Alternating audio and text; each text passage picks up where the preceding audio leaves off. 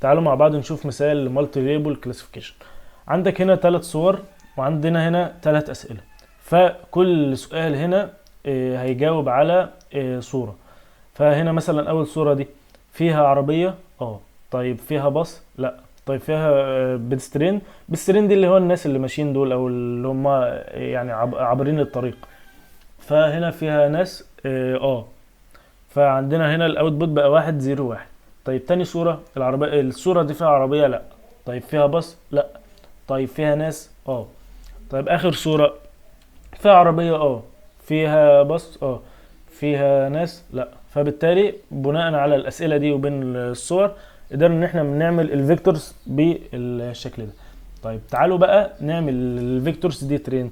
هل من المنطق ان انت كل فيكتور او كل سؤال هتقوم عامل له نيورال نتورك خاصه بيه؟ يعني مثلا عشان تعرف الصوره دي فيها كار ولا لا، بتقوم عامل لها نيورال نتورك واوتبوت واحده، والباص هكذا والبيدسترين هكذا؟ لا. امال ايه بقى لازمه المالتي كلاسيفيكيشن اللي احنا لسه عاملينها، او المالتي عموما، او مالتي اوتبوت؟